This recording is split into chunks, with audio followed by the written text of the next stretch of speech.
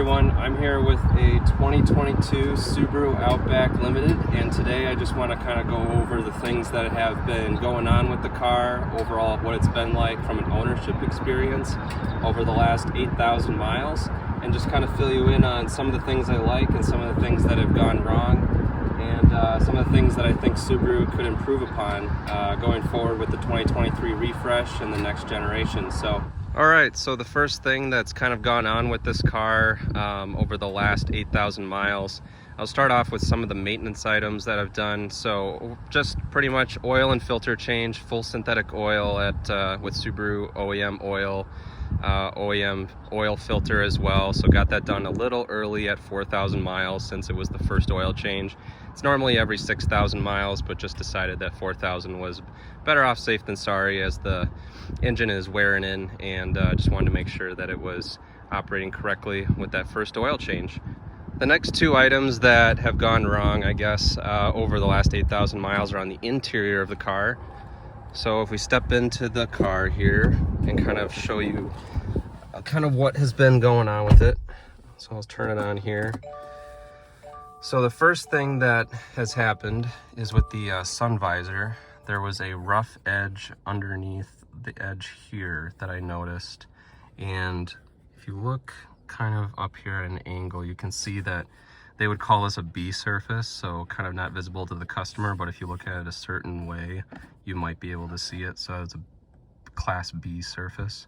So under the edge here, it was really rough, and one of the edges was not trimmed correctly. And so I told them about this, that, you know, every time I flip the sun visor down, or just check my hair in the mirror, or my wife checks her hair in the mirror, you see this rough edge that's right there, and kind of you can easily see that without trying very hard. So they replaced this they couldn't just replace this plastic trim piece, they had to replace the entire sun visor, which is a little bit of a waste, but that's the tier 1 supplier puts this whole assembly together, and then they put that together assemble it at the factory in Indiana. So they had to replace the whole visor. So that was done under warranty. And then the next item was this 11.6-inch Starlink infotainment system. This one's equipped with the navigation built in, since this is a limited trim with the premium package. So what had to be done on this was a software update. It came out in April, and the software update helped address some issues that we were having with the Apple CarPlay functionality freezing while driving and crashing, as well as just sometimes you'd plug in your phone, even with your phone unlocked, you'd plug in the cord here for the connectivity into the infotainment, and it just would not connect. You had to unplug it and plug it back in 2 or 3 times for it to connect finally to the screen. We would restart our phone, we would, turn off the car, turn it back on, it would not fix it sometimes. So that infotainment system here was updated to fix that issue, and it increased the speed of the system overall just a little bit.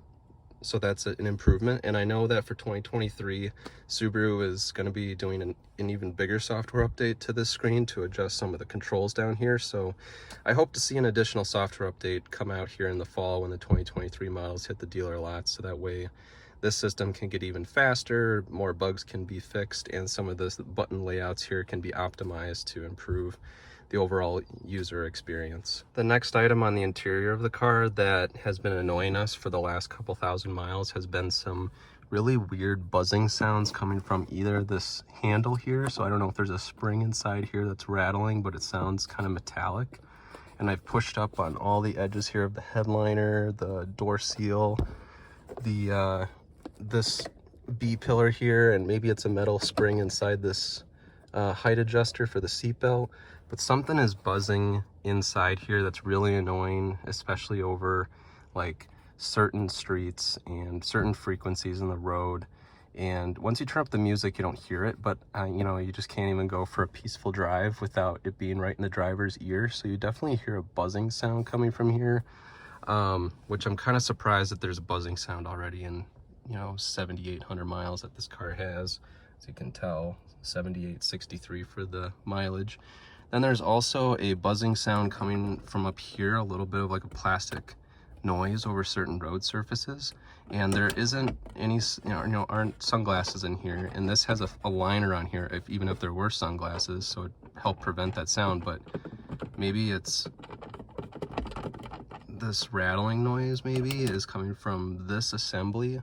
So that's a little annoying. I wish that there were some different like foam patches or dampeners or clearances were optimized to prevent you know, different pieces from interfering too much into other components to prevent that rattling noise over bumps. But I'm hoping that maybe the next service visit here at the next oil change, we're gonna get it done at 10,000 miles. And you can tell we're at 7863, so another 2,200 miles or so till the next oil change, and then I'll have those rattles looked at and see what's going on here in the headliner and what's going up on here in the center console. And now the next thing that I just want to talk about is, you know, overall with fuel prices being high right now and the authorization in the US to use E15 gas in the summertime when temperatures are, you know, in the 60-degree Fahrenheit and higher range. So now we're using E15 gas at a lot of stations, both 87 and 88 octane, especially here in the Midwest of the United States. And this car with the 2.5 liter normally aspirated direct injection Boxer 4 engine cannot use that E15 gas, whereas the turbo 2.4 liter engine can use that gas. So that's a little bit confusing. Pumps, you know, at gas stations will say 2001 and newer cars can use this without any problem. That may be true in the short term over several thousand miles, but if you were to keep putting that in for tens of thousands of miles, you could cause the fuel system of the car to degrade significantly faster if the car wasn't designed for it.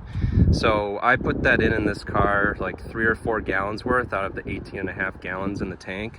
And I realized after reading the owner's manual that I should not do that. And I immediately went to the gas station pretty much every day of daily driving this after that was done a few months ago, and diluted it with the normal E10 87 octane gas. But during that time that I had the 4 gallons, you know, less than a quarter of the tank was filled with that E15, I didn't notice really any issues. I think it idled slightly rougher than usual.